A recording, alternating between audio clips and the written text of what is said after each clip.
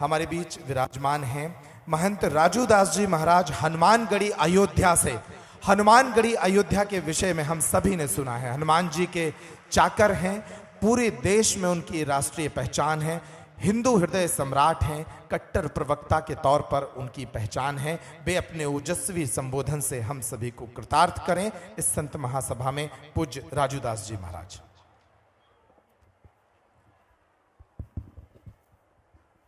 बोल बजरंगबली की। ऐसे नहीं, ऐसे आप लोग बागेश्वर धाम में हैं और बालाजी के सरकार के दरबार में है, पंजा नहीं एकता। ऐसे गदा बनानी है, ऐसे नहीं खोलना, ऐसे। बोल बजरंगबली की जय श्री राम, जय जय श्री राम।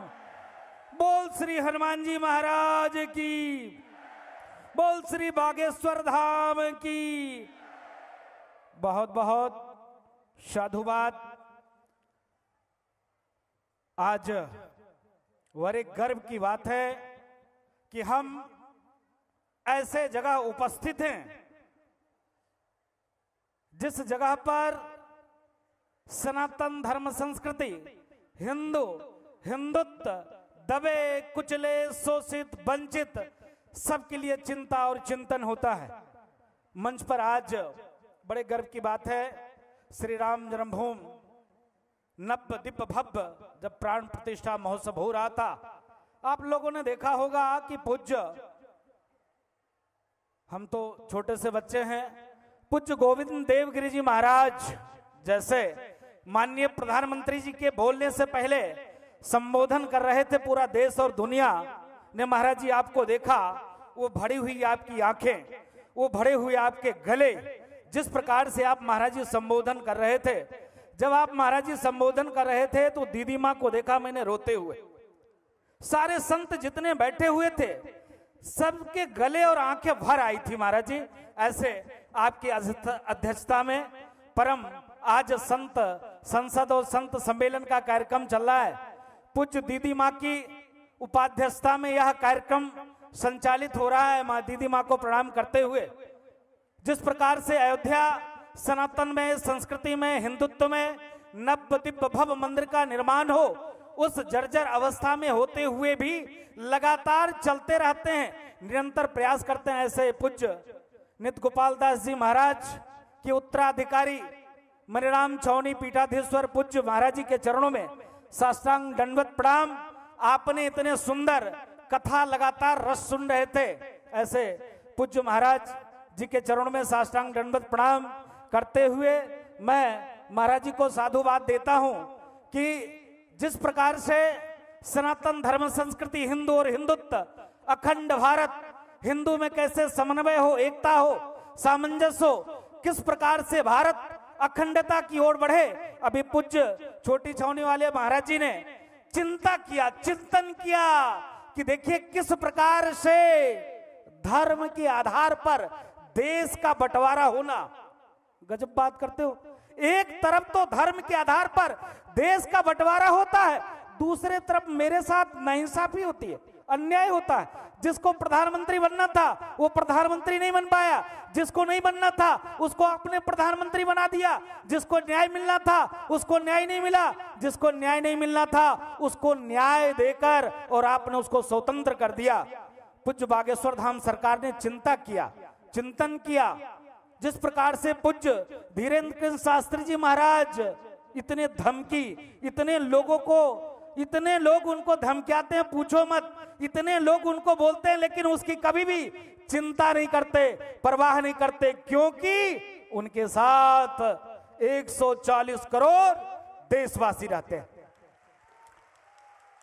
वो कभी चिंता नहीं करते, वो कहते कोई दिक्कत नहीं है, 4 दिन का जीवन है, भगवान ने, माता पिता ने जन्म दिया, पूज्य दादाजी का आशीर्वाद है, पूज्य हनुमान जी महाराज की कृपा है, तो जब यह जन्म मिला है तो इस जन्म को कैसे सुफल बनावें, इस जन्म को कैसे सार्थक करें, और उसके लिए लगातार चिंता और चिंतन करते हैं। अभी संचालक महोदय कह रहे थे आज का जो विषय है 3 बहुत पूर्ण विषय है। आप देखो जिस प्रकार से पूरे देश में, मैं पूछना चाहता हूं, ये मंच ऐसा मंच है जो डायरेक्ट प्रधानमंत्री से संबंध रखता है। यह मंच ऐसा है कि हर प्रदेश के मुख्यमंत्री साष्टांग दंडवत प्रणाम करते रहते हैं। यह कोई राजनीतिक मंच नहीं है, यह धार्मिक मंच है। धार्मिक मंच से चिंता और चिंतन होता है।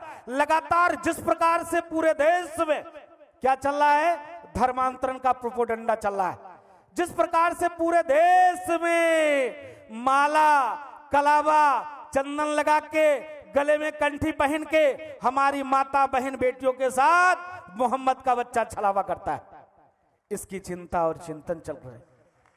जिस प्रकार से पूरे देश में धर्म के आधार पर देश का बंटवारा होता है, लेकिन आप समझ सकते हो कि जब हिंदुस्तान का बंटवारा होता है उस समय में हिंदुस्तान की मुसलमानों की जनसंख्या 6 करोड़ होता है और पाकिस्तान में हिंदुओं की जनसंख्या 3 करोड़ होता है। लेकिन आज पाकिस्तान की जनसंख्या हिंदुओं को 0 हो जाती है, लेकिन हिंदुस्तान में मुसलमानों की जनसंख्या 40 करोड़ हो जाती है। फिर भी लोग कहते हैं क्या कि हिंदुस्तान रहने लायक नहीं। आप समझो धर्म के आधार पर देश का बंटवारा, हिंदुओं के साथ नाइंसाफी होती है। आप समझो देश में एक भी मदरसा, एक भी चर्च, एक भी मस्जिद, एक भी सनातन की छोड़ के कोई भी पूजा स्थल को सरकार ने एक्वायर करके नहीं रखा। लेकिन हमारे देश में लमसम 5 लाख से ऊपर मंदिरों को सरकार ने एक्वायर करके रखा। आज ये गंभीर विषय है। आज पूज्य धीरेन्द्र शास्त्री जी महाराज ने कन्या विवाह उत्सव का कार्यक्रम रखा और 1 तारीख से लेकर 8 तारीख तक लगातार आप कथा सुन रहे थे बैठ के। लेकिन इसमें जो भी इनको चढ़ावा आता है मंदिर में, चाहे शिष्यों के द्वारा जो भी इनको दिया जाता है, वो लगातार प्रयास करते हैं कि हमारी बहनों की, हमारी बेटियों की कैसी रक्षा हो सके, सुरक्षा हो सके, कैसे उसकी शादी अच्छी तरीके से हो सके, कैसे सनातन धर्म संस्कृति बचे, कैसे हिंदू बचे, कैसे हिंदुत्व बचे। आज तो कोई राजू दास को पाकिस्तान में नहीं जानता, पाकिस्तान में किसी ने नहीं बुलाया। मंच खचाखच बड़ा हुआ है, जितने लोग मंच पे बैठे हैं किसी को नहीं पाकिस्तान में निमंत्रण दिया जाता होगा कि महाराज जी आ जाइए, आज आपको राम कथा पाकिस्तान में कह रहा है। महाराज जी आ जाइए, आज धर्म संसद पाकिस्तान में। महाराज जी आ जाइए, आज अफगानिस्तान में धर्म संसद है। भारत में क्यों धर्म संसद का आयोजन होता है? भारत में ही क्यों राम कथा के आयोजन होता है? भारत में ही क्यों श्री कृष्ण कथा के आयोजन होता है?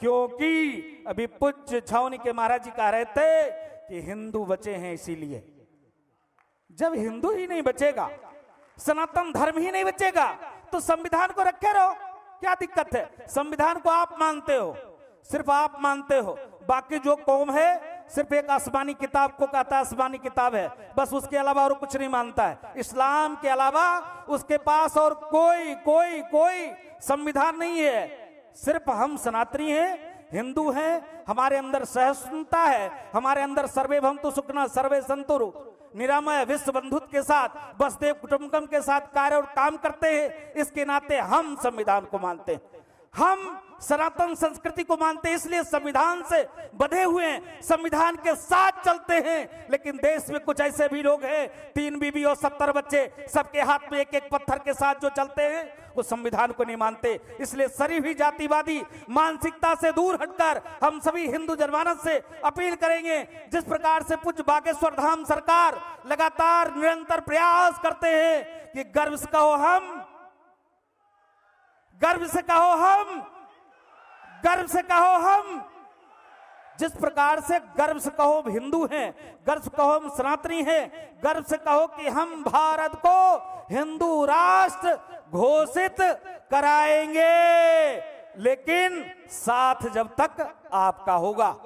मंच पर बैठे पूज्य संत जन हैं, जिस प्रकार से एक भूमिका होनी चाहिए थी अखाड़ों की, जिस प्रकार से एक भूमिका होना चाहिए था संत धर्माचार्यों की, जिस प्रकार से भूमिका होनी चाहिए था महामंडलेश्वरों की, जिस प्रकार से भूमिका होनी चाहिए थी जगत गुरुओं की, वो भूमिका महाराज जी आप लोग अदा नहीं कर रहे हैं। हम छोटे बच्चे हैं, मैं बोलता हूं तो बड़े बड़े संत बहुत नाराज होते हैं। राजू दास को टीआरपी चाहिए, राजू दास को नेतागिरी करनी है, जो जी में आता है बोलते रहता है, बक बक बक बक करते रहता है। महाराज जी बहुत पीड़ा है, इस मंच के माध्यम से कहना चाहता हूं, बहुत कष्ट है महाराज जी। आपके पास प्रधानमंत्री जैसे सदस्य हैं, आपके पास मुख्यमंत्री जैसे सदस्य हैं, आप जब एक बार कहेंगे नाक रगड़ते हुए उनको पालन करना पड़ेगा महाराज जी। अगर आप आज वो ऐसे थोड़े न बने हैं, आज जो सनातनी जगह है, आज भाई राम जन्मभूमि मंदिर का निर्माण हुआ। पूज्य महाराज जी जब संबोधन कर रहे थे, पूज्य गोविंद गिरी जी महाराज बैठे हुए, आंखें भरे हुए थे, बोल नहीं महाराज जी पा रहे थे। इतनी पीड़ा थी कि इतने 100 वर्षों के संघर्ष के बाद फ्री में राम जन्मभूमि मंदिर नहीं मिला है। उनसे इस मंच के माध्यम से उनसे मैं पूछना चाहता हूं, जो कहते हैं कि इनका क्या योगदान है, कोर्ट ने बनवाया है। अरे गजब बात करते हो, पहले भी तो कोर्ट था क्या? पहले कोर्ट नहीं था क्या? हम कोर्ट का सम्मान करते हैं, हम कोर्ट का सम्मान करते हैं, लेकिन आभार व्यक्त करता हूं उत्तर प्रदेश के यशस्वी मुख्यमंत्री योगी आदित्यनाथ जी महाराज का, धन्यवाद व्यक्त करता हूं देश के यशस्वी प्रधानमंत्री मोदी जी का, आभार व्यक्त करता हूं जिस प्रकार से दोनों महापुरुषों ने निरंतर, महाराज जी चिंता करते थे, चिंतन करते थे, माननीय प्रधानमंत्री जी हम लोग के होते हुए राम मंदिर का निर्माण हो। भाई 500 वर्ष, एक दो दिन नहीं, लाखों साधु संतों ने आश्रम में भजन पूजा पाठ संध्या बंदन को छोड़कर, आश्रमों को छोड़कर, आश्रम की व्यवस्था को छोड़कर निरंतर गांव में, गलियों में, शहरों में घूमकर और आप जैसे सनातनियों के अंदर एक भाव जगाया कि तुम्हारे प्रभु परमात्मा भगवान श्री राम टेंट में हैं। आक्रांताओं ने, आक्रमणकारी ने जिस प्रकार से तुम्हारे मंदिर को तोड़कर एक स्ट्रक्चर स्थापित कर दिया है, एक धक्का और दो। पूज्य दीदी माँ बैठी हुई है, नारा लगाया करती थी दीदी माँ, एक धक्का और दो, बाबरी मस्जिद तोड़ दो। माँ आप सोच लो, माँ वात्सल्य की मूर्ति है, माँ भी चाहती तो चुनाव लड़ सकती थी, एमपी होती, एमएलए होती, सांसद होती, कहीं का मुख्यमंत्री हो जाती, क्या दिक्कत था? लेकिन नहीं, माँ दीदी माँ ने कहा नहीं, मुझको राजनीति नहीं करना है, राजनेताओं को उसकी बुद्धि, उसकी मानसिकता को ठीक करके कुर्सी पे बैठाना।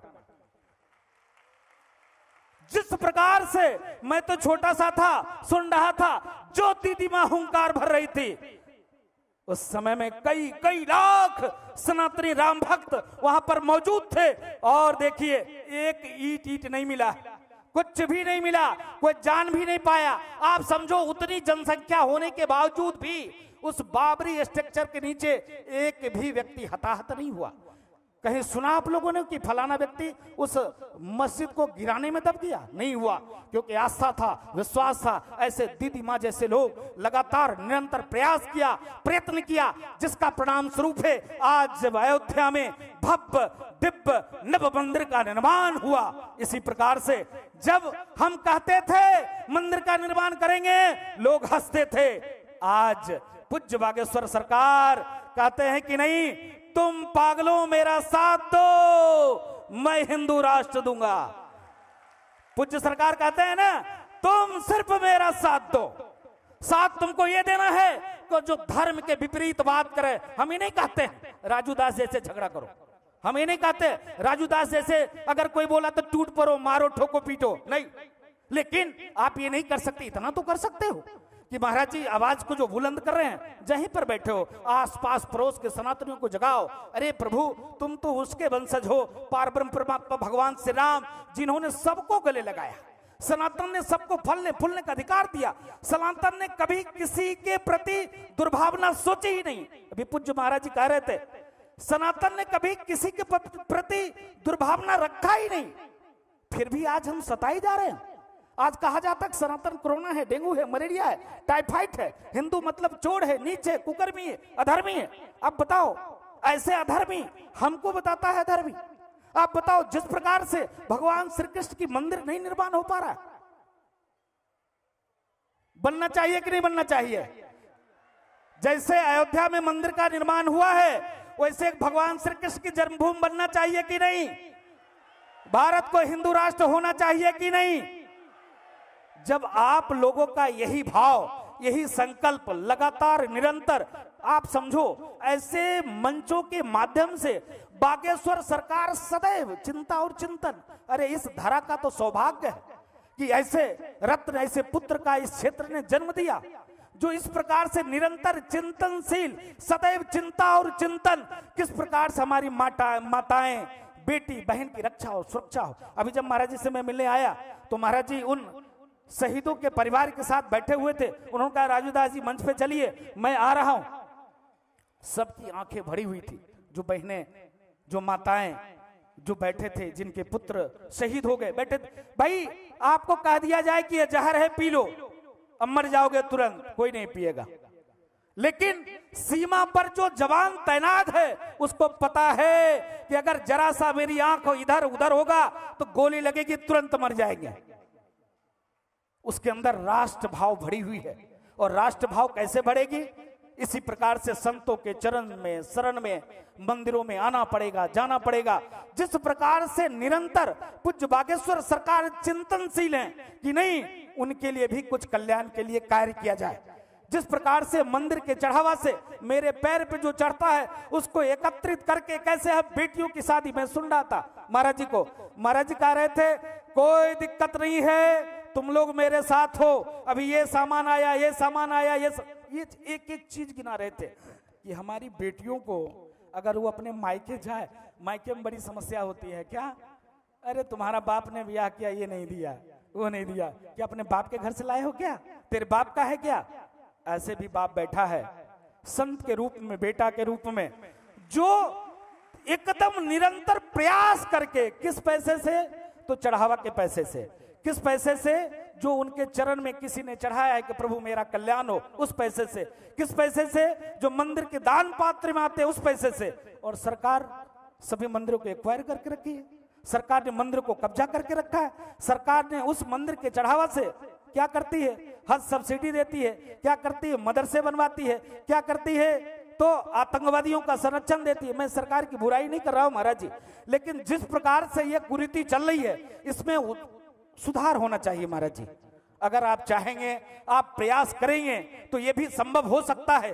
जब हम धारा 370 को खत्म कर सकते हैं, जब हम 500 वर्ष के कलंक के ढांचे को ध्वस्त कर सकते हैं, जैसे पूज्य दीदी मां कह रही थी, एक धक्का और दो, बाबरी मस्जिद तोड़ दो, एक कहने पर जब उस ढांचा को ध्वस्त कर सकते हैं। जब हम कहते थे कि मंदिर का निर्माण करेंगे, लोग हंसते थे, लोग बैठने नहीं देते थे। आज मंदिर का निर्माण भी हुआ, धारा 370-35 ये भी खत्म हुआ। जैसे पूज्य बागेश्वर सरकार कहते हैं तुम मेरा सहयोग करो, हम हिंदू राष्ट्र देंगे, तुम संत जनों हमको आशीर्वाद दो, हमारा सहयोग करो, और हम भारत के उस काला कानून से मंदिरों को मुक्त कराएंगे, छुटकारा कराएंगे। तो संतों को एक मंच पे आना चाहिए, संतों का सहयोग करना चाहिए, संतों को आगे आना चाहिए। अभी पूज्य महाराज जी कह रहे थे कि पूरा अखाड़ा परिषद आपके साथ है, रहना भी चाहिए महाराज जी।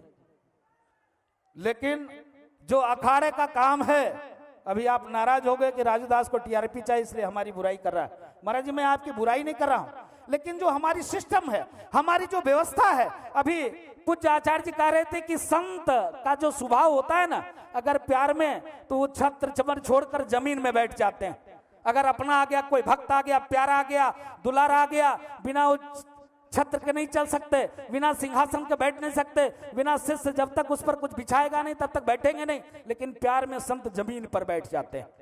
ऐसे महाराज जी हमको प्रयास करना पड़ेगा। जिस प्रकार से अखाड़ों की व्यवस्था होनी चाहिए थी, अखाड़ों को जिस प्रकार से आगे आकर, जिस प्रकार से पूरे देश में धर्मांतरण के नाम पर हमारी माताएं, हमारी बहन, हमारी बेटियों के साथ जबरदस्ती बलात्कार के साथ साथ 35 टुकड़े, 56 टुकड़े फ्रीजों में रखकर सराया जाता है, उस पर चिंता और चिंतन होना चाहिए महाराज जी। जिस प्रकार से पूरे देश में मंदिरों को सरकार ने एक्वायर करके रखा है, उसकी सारी चढ़ावा को सरकार ले लेती है। अगर वह चढ़ावा हिंदू जनमानस के पास रहे, मैंने कहा था आप हमको दे दीजिए, कोई अलग एक आयोग बना लीजिए, कोई अलग एक व्यवस्था कर लीजिए, उस व्यवस्था से वो सरकार के ही लोग रहे। हम नहीं कहते कि साधु जनों को बना दीजिए, सरकार के ही लोग रहे, सरकार ही मिशनरी रहे, लेकिन उसकी एक दो मानक तय हो जाए। इस चढ़ावे के साथ साथ हमारी देश में माता बहन बेटियों की कैसे शादी विवाह हो सके, किस प्रकार से शोषित वंचित दलित जो हिंदू हमसे कट रहे हैं, बट रहे, हट रहे हैं, उसकी कैसे रक्षा और सुरक्षा हो सके, कैसे वेद विद्यालय का निर्माण हो सके, कैसे गौशाले से हटकर जो गायें काटी जाती है, जो भारत के रास्ते बांग्लादेश को जाकर जिस प्रकार से बेधर्मी उसको काटते हैं, अगर वहां के पुलिस बल के लोग पकड़ लेते हैं तो कहते हैं इसको रखें कहां, उसको खिलाने वाला कौन है, कोई रखने के लिए तैयार नहीं है। आप समझो, इतने 140 करोड़ देशवासियों के बीच में जहां हर व्यक्ति आस्थावान हो, वहां गौ माता की सेवा नहीं हो पाती है। गौ माता के करुण पुकार है, गौ माता काटी जाती है। उस पैसे से गौ माताओं की रक्षा हो, सुरक्षा हो, किस प्रकार से सनातन धर्म संस्कृति को बढ़ाया जाए, उस पैसे से इसमें प्रयोग हो, ऐसे करके कुछ चिंता और चिंतन होना चाहिए। ऐसे महाराज जी हम बहुत समय ले रहे हैं, मैं माफी चाहता हूं, क्षमा भी चाहता हूं, छोटी मुंह बड़ी बात हो जाएगी। मैं क्षमा के साथ जिस प्रकार से पूज्य बागेश्वर सरकार लगातार समझो लगातार प्रयत्नशील हैं कि कम से कम पूज्य महाराज जी आप लोग के ऐसे आशीर्वाद बागेश्वर सरकार के ऊपर बनी रहे कि इतने धमकी, इतने विवाद, इतने अपवाद के बावजूद भी एक दिन चर्चा कर रहे थे महाराज जी, राजू दास हम किसी प्रकार से डरते नहीं और दबते भी नहीं। हम डरते किससे हैं तो सिर्फ परमात्मा से, दबते किससे हैं तो अपने भक्तों से। भक्त ने कह दिया गुरुजी ये नहीं ये करना है तो तुरंत तैयार हो जाते हैं। तो जिस प्रकार से आप लगे हुए हैं पूज्य महाराज जी, हम लोग तो आपके साथ हैं तन से, मन से, धन से, गण से। गण इसलिए महाराज जी हमने कहा महाराज जी क्योंकि साधु का गण क्या है, अखाड़े, और अभी महाराज जी ने कहा कि 13 अखाड़े आपके साथ है, तो आपके साथ तो महाराज जी गण भी है। और जब आपके साथ तन है, मन है, धन है और गण है, तो आप किस बात की चिंता और चिंतन करते हैं। ऐसे ही आप अलग को भरते रहिए, ऐसे आप जगाते रहिए हम और आपको। आपके साथ समस्त हिंदू जनमानस है। कौन कौन साथ है महाराज जी के साथ, हाथ उठा के बताओ। जय श्री राम। ऐसे नहीं, ऐसे मुष्टिका बनाओ, ऐसे कोई भी उंगली तोड़ देगा। ऐसे गदा बना लोगे तो कोई झुका नहीं सकता है। बोल बजरंगबली की जय श्री राम। भारत हिंदू राष्ट्र की गौ हत्या बंद हो, भारत अखंड हो। जय श्री राम, जय जय श्री राम। अयोध्या तो झांकी है, मथुरा काशी बाकी है। जैसे पूज्य दीदी माँ कहती थी एक धक्का और दो बाबरी मस्जिद तोड़ दो, उसी प्रकार पूज्य दीदी माँ एक धक्का और दो और भगवान श्री कृष्ण की जन्मभूमि पे जो शाही ईदगाह है उसको तोड़ दो और वहां पर भव्य मंदिर का निर्माण करो। अब 3 नहीं, अब 3 नहीं, अब लेंगे 30,000 और पूरे हिंदुस्तान में एक भी आक्रांता, आक्रमणकारी, चोर, नीच, बलात्कारी, बाबर, औरंगजेब, हुमायूं किसी का नहीं बचेगा एक भी बाजार। इसके साथ साथ वंदे मातरम, जय श्री राम, पूज्य बागेश्वर धाम सरकार की जय, पूज्य धीरेन्द्र कृष्ण शास्त्री जी महाराज की जय। उनके माताजी के पिताजी के चरणों में साष्टांग दंडवत प्रणाम कि पूज्य माताजी ऐसे पुत्र को आपने जन्म दिया जो सदा निरंतर लगातार सनातन के लिए, संस्कृति के लिए, हिंदू के लिए, हिंदुत्व के लिए, साधु के लिए, संत के लिए निरंतर समर्पित रहते हैं। बार बार साधुवाद, दंडवत प्रणाम। जय श्री राम।